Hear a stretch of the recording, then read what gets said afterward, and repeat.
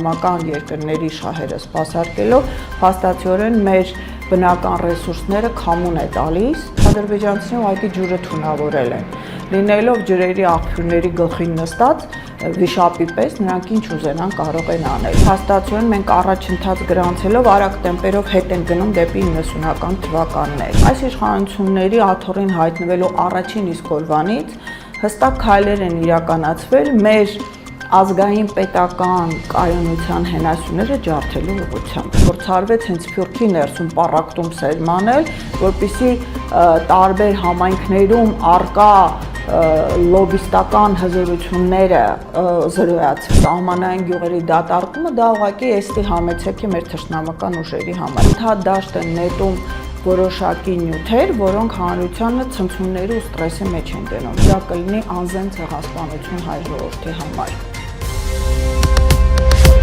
Բարև ձեզ, եթերում ուղի խոսքն է։ Այսօր մեր հյուրն է արտակարգ եւ լիազոր դեսպան Ձյունիկ Աղաջանյանը։ Բարև ձեզ, Տիկին Աղաջանյան։ Շնորհակալ ենք հրավերն ընդունելու համար։ Ես շնորհակալ հրավեր։ Տիկին Աղաջանյան, դուք բազմիցս հայտարարել եք, որ Ադրբեջանը վերահսկողություն է սկսել մեր ջրային ռեսուրսների վրա եւ գետերի հուներն է փոխում։ Կարող են արձանագրել, որ Հայաստանը կորցնում է ռազմավարական նշանակության իր ռեսուրսները։ Կարծեմ գաղտնիք չէ հատկապես մասնագետների համար, որ ջուրը հատկապես խմելու ջուրը դա 21-րդ դար եւ հետոյի նավթն է, այսինքն դա իր արժեքով արդեն այսօր եթե անգամ 1 լիտրի մենք գինը նայենք աշխարհում գերազանցում է նավթի արժեքը եւ Հայաստանը բնականորեն օծված է եղել խմելու ջրի բնական ռեսուրսներով Եվ որպես կանոն մենք շատ այսպես երբեմն ոչ խնայողաբար ենք մոտեցել մեր ունեցած ջրային ռեսուրսներին, իսկ այս իշխանությունների օրոք անգամ դրանք այսպես գեղեցիկ կերպով մատուցանում մեր թշնամիների ձեռքը հանձնելու գործընթացին ականատես եղանք, երբ որ բարձրադիր դիրքերը հայտնվեցին ադրբեջանական վերահսկողության ներքո 21 թվականից սկսած մենք ականատես եղանք հատկապես ապրիլ-մայիս ամիսներին, երբ որ ադրբեջանական զորքերը անխոչնդոտ առանջընթաց էին գրանցում, իսկ մեր իշխանությունները անգամ տարբեր վկայություններ էլ կան, եւ մենք տեսել ենք անգամ կադրերը, որ արգելել էին դիմակայել, կրակել ադրբեջանական առաջխաղացող միավորումների վրա եւ մերոնք ստիպված անգամ բահերով էին կռիվ տալիս, թույլ չտալու, որպիսի վերադաս դիրքերը, որոնք մեզ ոչ միայն անվտանգային առումով սարսափելի վիճակի մեջ են դնում, այլև մեր ջրային ռեսուրսների, պաշարների վերահսկողությունն են տալիս իրենց։ Կհիշեք այդ ժամանակ անգամ տեղական համայնքային ղեկավարությանն էր հանձնարարվել որոշ դեպքերում ինչ որ հարցեր լուծել, որը զարմանալի է, երբ որ դու փաստացի պատերազմի վիճակում ես գտնվում եւ պաշտպանական խնդիրները հանձնում ես ինչ որ վարչական ղեկավարների լուծելու, ընդ որում հստակ ցույցումներ տալու, որ զենքով պաշտպանությունը արգելված է։ Թեև այս իշխանությունները հետագայում փորձեցին հերքել, բայց ժամանակի վկայություններ կան։ Դրա հաջորդ գործողությունները մենք տեսանք Ջերմուկի դեպքերի ժամանակ եւ այս ընթացքում էլ բավականին այսպես տարբեր տեղեկատվություն է եկել, որ անգամ դեպի Թուրքիա ջրային ապահովումը հստակ իրականացվել է դիմացը որոշակի գումարներ ստանալով եւ պատահական չէ որ այն ջրամբարները որոնք պիտի կառուցվեին եւ կառուցված լինեին արդեն իսկ դրանք կյանքի չեն կոչվել եւ անգամ նախագծային շատերը անգամ նախագծային փուլում էլ չեն մենք փաստացիորեն գործ ունենք մի իշխանության հետ որը դրսի թելադրանքով օտարի շահերը սպասարկելով իսկ այս դեպքում մեր թշնամական երկրների շահերը սպասարկելով փաստացիորեն մեր բնական ռեսուրսները քամուն է տալիս եւ դրանով էլ ավելի խոցելի դարձնում է թե ընդհանրապես ռազմական անվտանգության տեսակետից եւ թե նաեւ տնտեսական անվտանգության եւ նաեւ արդեն առողջապահական եւ այլն եղել են թե նախկինում դեպքեր թե գրանցված դեպքեր եւ արցախահայերը դրա մասին նաեւ կվկայեն երբ որ ադրբեջանցիները ուղղակի ջուրը թունավորել են լինելով ջրերի աղբյուրների գլխին նստած վիշապի պես նրանք ինչ ուզենան կարող են անել իսկ իրենք արդեն իսկ արկա վկայություններով սկսել են ջրային որոշ հուներ փոխել դեպի իրենց տարածք հոսքը ապահովելով այսինքն մենք գործ ունենք ագրեսիվ զավթողական թշնամական գործողությունների հետ, որը մեր իշխանությունները ցավոք սրտի այսօրվա դեռևս իշխանության ղեկին գտնվող անձինք փորձ են անում ներկայացնել հաշտեցման խաղաղության քողի ներքո, որը մենք բոլորս քիչ թե շատ սառը դատող, ռացիոնալ դատողություն ունեցող մարդիկ, տրամաբանող մարդիկ հասկանում են, որ թե խաղաղությունից, թե հաշտությունից կիլոմետրերով հեռու են։ Այս իրադարձության հետևանք կարող ենք համարել այն, որ արդեն ջրամատակարարումների դադարեցումները լինելու են հաճախակի։ Պետք է հասկանանք պատճառը ինչումն է, եւ այստեղ մենք խնդիր ունենք, փաստացիորեն մենք առաջընթաց գրանցելով արագ տեմպերով հետ են գնում դեպի 90-ական թվականներ։ Շատ հնարավոր է, որ ռեսուրսային ներդրումների խնդիր կա, որպեսզի ջրամատակարարումը նորմալ իր հունով գնա։ Երկրորդը այս անվերահսկելի շինարարությունը, որ իրականացվում է քաղաքում, որը հաշվարկված չէ եւ հաշվի չի առնում արկա կոմունալ, գծերը, որոնք պետք է ապահովեն թե ջրամատակարարումը, թե էլեկտրաէներգիան, թե կոյուղագծերը, թե ջրահեռացման ցանկացած համակարգ, դրանք փաստացիորեն հաշվի չեն առնվել այդ թույլտվությունները տալու ընթացքում եւ Վիոլան ստիպված է ասենք ինչ-որ մի լուծում գտնել, որպեսզի բավարարի քաղաքի օրեցօր աճող պահանջները։ Նույնը վերաբերում է գյուղական բնակավայրերին եւ մենք տարիներով տեսել ենք, որ խնդիրներ կան եւ այդ խնդիրների լուծման ուղղությամբ ռացիոնալ մոտեցումներ մենք փաստացիորեն չենք տեսել եւ դրա հետ կապված մենք կենթանի տրամաբանված բացատրություններ էլ անգամ չենք տեսել։ Նախկինում խորհրդային շրջանից ժառանգած անգամ ոռոգման համակարգերը շատ հաճախ կամ 90-ականներին կհիշեք խողովակները, որոնցով ոռոգման ջուրը գալիս էր, դրանք մետաղի ջարդոնի տեղ շատ տեղերում փորձարվեց այդ մի քանի կոպեկի համար, փաստորեն միլիոնների ներդրումը ոչնչացվեց։ Խնդիր կար նաև, որ այդ համակարգերի մեծ մասը բնական ռելիեֆային առանձնահատկություններից ելնելով էր հաշվարկված, այսինքն լրացուցիչ հոսանքի ծախսման պոմպերի աշխատանքի համար, ջուրը մղելու համար լրացուցիչ հոսանքի ծախսելու խնդիր չէին դնում։ Իսկ այսօրվա այն խողովակաշարերը, որոնք պետք է արդեն գործեն կամ նոր գծվեն, դրանք ենթադրվել են պոմպային ռեժիմների օգտագործում, որը հոսանք է իրենից խլում։ Այսինքն մենք մի տեղ հարցը լուծելու փոխարեն մեկ այլ տեղ խնդիր ենք ստեղծում եւ մեկը մեկին փոխկապակցված այսպես բարդացնում է ընդհանուր լուծումները։ Դրան գումարած այս ապաշնոր կառավարումը, որը նպատակ ունի ընդհանրապես ժողովրդի գլխի տակ փափուկ բարձ դնել իր վերընտրությունը ապահովելու համար, ոչ թե հեռանկարային լուծումներ տար, որոնք շատ հաճախ ենթադրում են ոչ միայն հնգամի, այլև 10-15 տարվա կտրվածքով համապատասխան ուրեմն նախագծումներ, պլանավորումներ եւ լուծումներ, եւ մենք տեսնում ենք, որ այդ ուղղությամբ ոչ մի աշխատանք չի տարվում։ Դրա բնական հետևանքը պիտի լինի այս հետընթացը, որ մենք գրանցում ենք, որի արդյունքում ջրի կորուստը ել ավելի է մեծանալու, որովհետեւ գիտեք, կհիշեք մեր ովքեր իմ տարիքի են, ինձանից մի քիչ են փոքր, կհիշեմ, որ այն ժամանակ մենք ստիպված ենք լինում ջուր հավաքել եւ այդ ջուրը հետո, ասենք, որպեսզի չհնանա, չփոխվի, անդադ կորստի քանակը մեծանում էր։ Խնդիրները լուծվելու փոխարեն դրանք երկրաչափական արագությամբ մեծանում են եւ մեր ժողովրդին հետ են մղում այն դժնդակ տարիները, որը մենք անցել ենք եւ քիչ թե շատ ռացիոնալ կառավարման արդյունքում հաջողվել էր բարեփոխումներ իրականացնել եւ քիչ թե շատ նորմալ վիճակի բերել մեր տնտեսությունը։ Բայց դրան հակադարձ պատկեր է ստեղծվում, մենք տեսնում ենք, որ Ադրբեջանից անընդհատ ինչ-որ ներմուծումներ են լինում, այսօր կրկին դիզելային վառելիքի հետ կապված կրկին ինչ-որ տոնաներով ներկրում է լինում, շակներն են բարձրանում, այսինքն պատկերը ստեղծվում է, որ ամեն ինչ շատ լավ է, կարևորը լինի սպառողական, այսպես ասած, արկղը, ավելի հասանելի մարդկանց համար, սպառողական հասարակությանը Զամբյուղն էլ ինքը հասանելի չէ։ Իշխանությունները գնացին այս թոշակի բարձրացմանը այն ահավոր եւ ահագնացող քննադատության ֆոնին, որը եկավ իրենց շատ անկեղծ խոստովանությունից, որ իրենք ուղղակի արհամարհում են մեր քաղաքացիներին։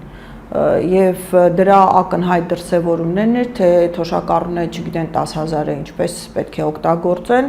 կամ փորձեցին մարդկանց այսպես խաբել բժշկական ապահովագրության թվերով կամ հետվճարի համակարգով, դրան գումարած այն տիեզերական մասշտաբի պարգևավճարները, որ իրենց բաշխեցին Ամանորյա որպես պետական գանձարանից քաղաքական կաշառք, եւ սա ճիշտ ասած իրենց ասելով դա 25 թվականի առաջի կիսամյակի համար է, այսինքն ակնկալվում է, որ երկրորդն էլ պիտի լինի, երևի երկիրը կործանելու, տնտեսությունը ոչնչացնելու, մեր կենցաղը, մարդկանց բարոյահոգեբանական վիճակը օրըստօրե էլ ավելի ցածրացնելու ուղղված իրենց ջանքերը շատ արդյունավետ են եւ իրենց պարգևատրում են նման գործողությունների համար։ Եկեք հասկանանք նպատակը։ Բնականաբար այս իշխանությունների դեպի ընտրություններ պիտի այսպես հասարակության տարբեր շերտերին հաճո գործողություններ իրականացնեն, հաշվի առնելով, որ ասել էին բյուջեում չկա։ Այո, իրենք բացարձակապես ցանկություն չունեին նման բան անելու եւ այս քայլին գնում են զուտ սարսափելի քննադատության եւ իրենց հեղինակության ես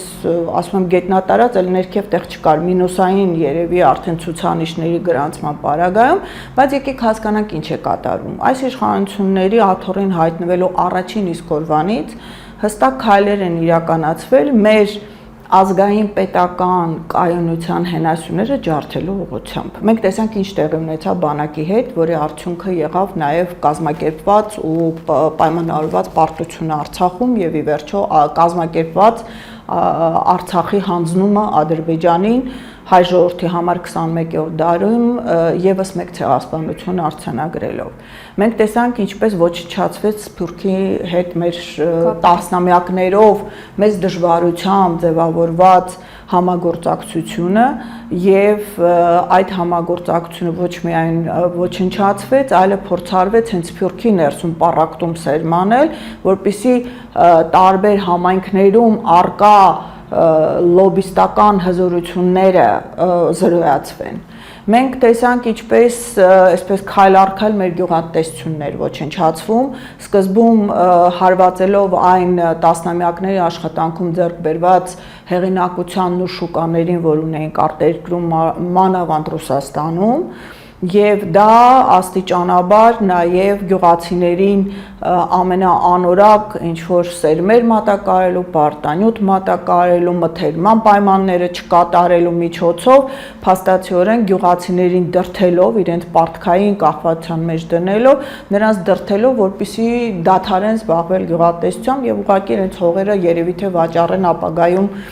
թուրքերին եւ իրենք հեռանան իրենց բնակ վայրերից։ Մենք տեսանք ինչպես տարբեր բուժ հաստատություններ փակվեցին սահմանային կետերում, այսպես խոշորացված ավելի լավ առողջապահական ծառայություններ մատուցելու անվան ներքո։ Մենք հիմա դպրոցներ են փակվելու։ Մենք հիմա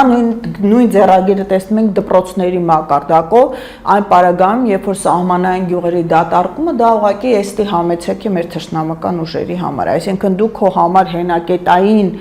բնակավայրերը ոչնչացնում ես, իրավիճակ է ստեղծում, որ բնակիչները ստիպված են գնալու իրենց կենցաղը, իրենց երեխաների ապագան ապահովելու համար մեկ այլ բնակավայրում ապրելու եւ պատահական չէ կհիշեք մի քանի տարի առաջ մեր էկոնոմիկայի նախարարի պաշտոնը զբաղեցնողները գյուղացիներին երբ որ դժգոհում էին ասում էին դե եկեք քաղաքում աշխատեք, այսինքն իրենք դրթում էին բնակչությանը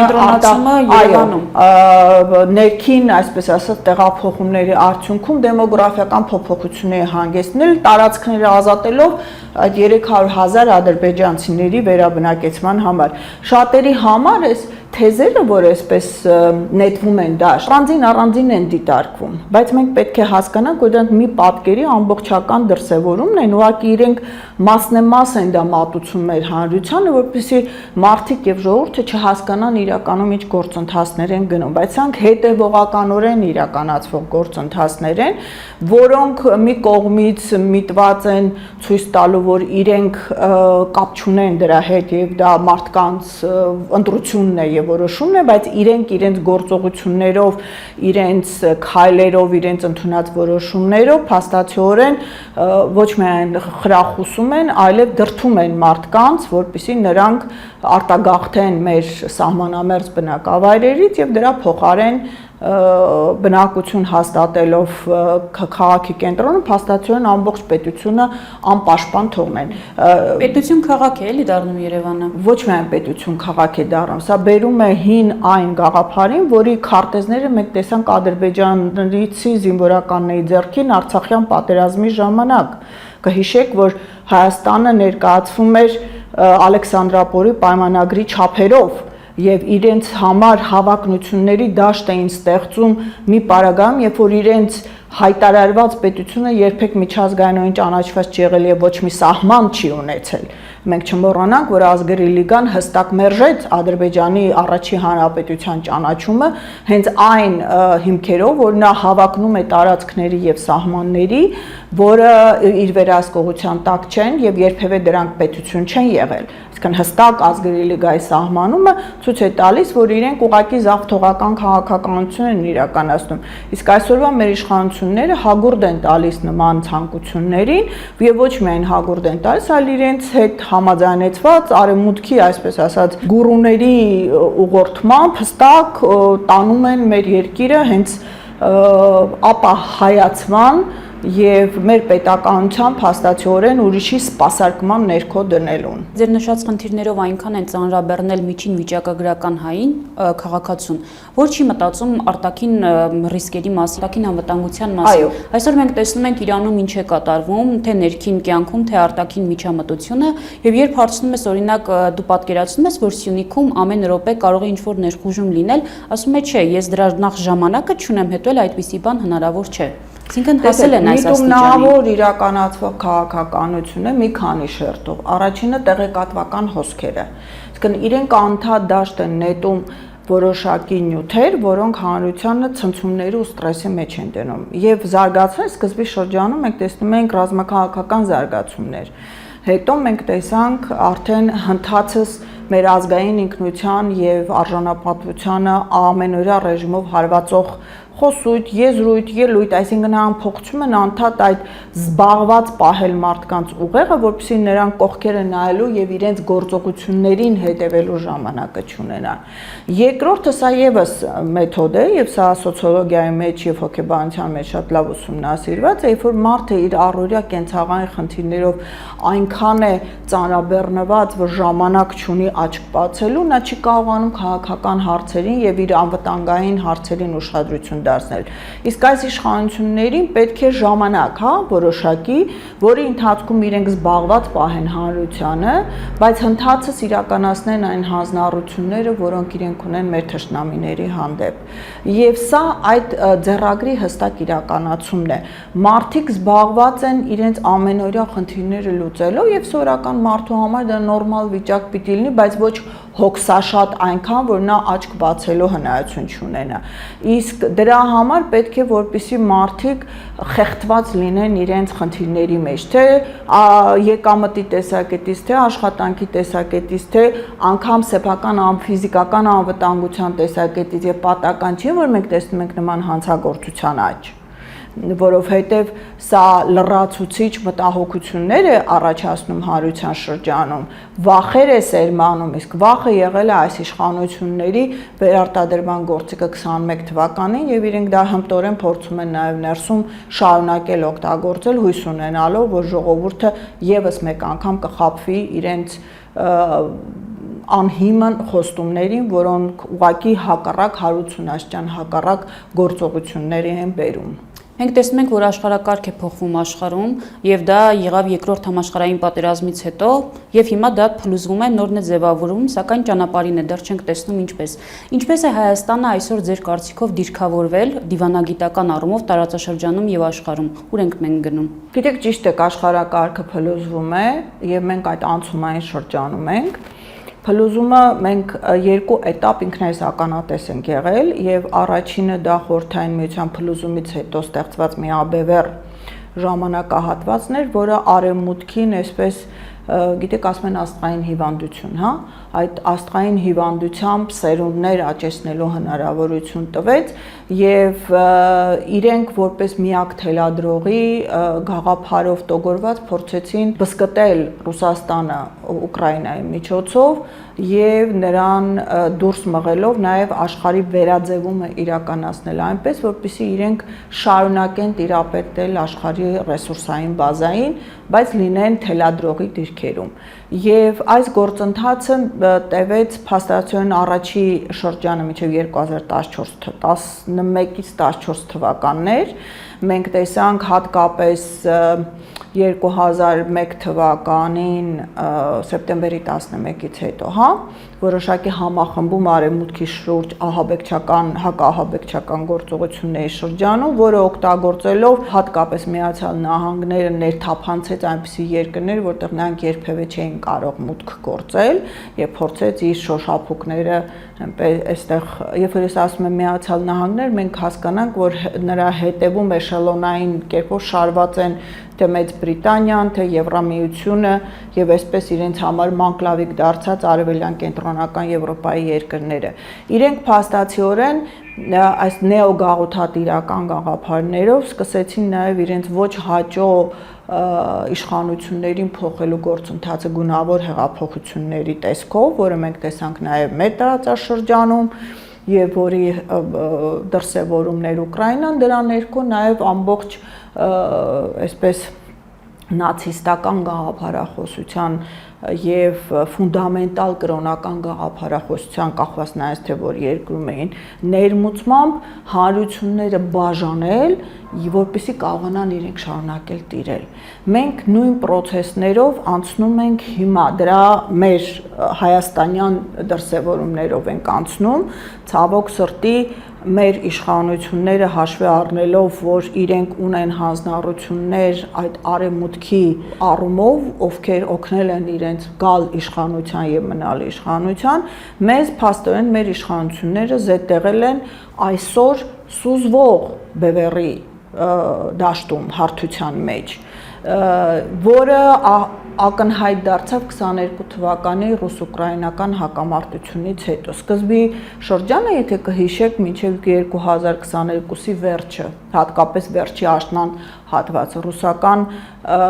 ճակատի համար բավականին ծանր էր եւ անգամ արևմուտքը այսպես թմբուկներ էր զարկում մտածելով, որ վերջ այլևս պատմությունը բոլորովին այլ կերպ է կերտվում եւ երբ որ ժողովուրդը արժեքային հենքով կանգնած է սեփական հայրենիքի պաշտպանության դիրքերում, հատկապես Ռուսաստանի պես երկրում, որը սարսափելի մեծ ռեսուրսային բազա ունի եւ ունակություններ մարդկային, որոնք քերելով, տանելով, նաեւ արևմուտքներ հզորացել այս ամբողջ ժամանակահատվածում, չմոռանանք, որ 90-ականներին նաեւ Հայաստանից ուղեղների սարսափելի մեծ արտահոսք եղավ այդ խորհրդային շրջանի գիտական ամբողջ ներուժի հսկայական մասը, ոչ միայն մեր մասնագետները, որոնք արդեն փոքր Հայաստանում մանավանդ նման տնտեսական անկման պայմաններում գիտական զարգացման հնարավորություն չունեին, իրենք ուղղակի արտագաղթում են եւ իրենց սիրով ընդունում էին արևմուտքում, ոչ միայն սիրով ընդունում էին, այլև հատուկ ծրագրեր էին կազմված այդ մարդկանց տանելու համար։ Մենք շատ մեծ ուղեղային արտահոսք ունեցանք, նույնը Ռուսաստանն էր վերաբերում։ Եվ այս պարագայում արևմուտքին թվում էր, թե իրենք միակ վերահսկողն են եւ իրենց մի թելադրանքով կարող են հրահանգել ով որտեղ ինչպես պիտի ապրի եւ ինչ չափերի մեջ։ Օրերս Կայա Կալասի հայտարարությունները, որ մենք լսեցինք, դրա ցցուն դրսևորումն են, ամբողջական դրսևորումն են, հա, թե ինչպիսի խեղված պատկերացումներով են իրենք առաջնորդվել եւ իրենց քաղաքականությունը մշակել։ Այդ բևեռը այսօր սուզվում է։ Այդ սուզանավից փրկվելու համար է, որ Ամերիկան իրեն որոշակի զատում է Եվրամիությանը էլ ավելի սուզելով, որպեսզի ինքը կարողանա տնտեսապես մնալ ջրի երեսին եւ որպես գերտերություն շարունակի գոյություն ունենալ։ Մենք խոսում ենք հաջորդ 10-ից 15 տարվա մասին եւ այս պարագայում մեր իշխանությունները ցավոք մեզ երբեմն թվում է թե իրենք 90-ականների գաղափարների եւ մտածելակերպի մեջ ուղղակի այսպես սառեցվել են, հա, եւ իրենց դեռ չեն հասցրել հալեցնել, որպեսզի 25 տարվա զարգացումների տրամաբանությանը, հատկապես այսօրվա տրամաբանությանը իրենք կարողանան հետևել։ Բայց ես հույս ունեմ, որ մեր ժողովուրդը շատ ավելի սառն է դատում եւ իրականությունը շատ ավելի բաց աչքերով է տեսնում եւ առաջիկա ընտրություններին ուղղակի նման քաղաքականությանը, որը մեզ տանում է կործանման, թե որպես պետություն, թե որպես ազգ, թե հայի ինքնության տեսակետից ուղղակի ոչ կասեն։ Եթե չկարողանան կամ չհասցվի այդ ոչի մակարդակը եւ ընտրվի այս իշխանությունը կրկին վերընտրվի կարգավիճակը։ Գիտեք, դա կլինի մեծագույն աղետը, որ մեր ժողովրդի գլխին գալու է, դա կլինի անզեն ցեղասպանություն հայ ժողովրդի համար։ Եվ դա լինելու է շատ արագ։ Այս իշխանությունները Աստված մի արած է, եթե վերարտադրվեն, իրենք դա ընդունել են որպես լեգիտիմություն իրենց առաջիկա գործողությունների համար, թե երրորդ հանրապետությունը ոչնչացնելու եւ իրենց ուղեղների այս ոլորաններում ծվարած ինչ որ 4-րդ հանրապետություն մեջտեղ բերելու, թե 300,000-ից ավելի ադրբեջանցի այստեղ բնակեցնելու եւ մեր դեմոգրաֆիական պատկերը փոխելու տեսակետից, թե մեր տարածքները հանձնելու տեսակետից, թե Հայաստանի անվտանգային համակարգը ամբողջովին փլուզելու եւ մեզ որպես սպասարկու արևմուտքի տակ զետեղելու, որի օպերատորը ինչպես հենց նույն ՆԱՏՕ-ն ու արևմուտքի տարբեր երկրներ հայտարարել են, այստեղ Թուրքիան է, այսինքն մենք տեսնելու ենք մոտավորապես տարի ու կեսվա մեջ թե Սյունիքի ուղակի զատում մեզանից, թե մեր սահմանների կրտում, թե տնտեսական սարսափելի անկում, ել չեմ ասում նույն ատոմակայանի փակումը, էլեկտրացանցերի ամբողջովին թուրք-ադրբեջանական գծերին միացնելը եւ մեզ ենթակադարձնելը, որի դրսևորումները մենք արդեն նույն դիզվառելիքի եւ այլ վառելիքի ներկրման ձևով տեսնում ենք, այսինքն մեր ամբողջ տնտեսությունը բազմավեկտոր հնարավորություններից զրկելով ուղղակի հորիզոնական գծի վրա մեր թշնամական պետությունների քմահաճույքներին ենթակա դարձնելն է։ Մեզ ուղղակի աղետներ են սպասում այս իշխանությունների վերարտադրության պարագայում։ Շնորհակալություն Տիկին Աղաջանյան։ Ես եմ շնորհակալ։ Եթերում ուղի խոսքներ հետագա հաղորդումներին հետևելու համար կարող եք բաժանորդագրվել Լամեդիա YouTube-յան ալիքին։ Հաջողություն։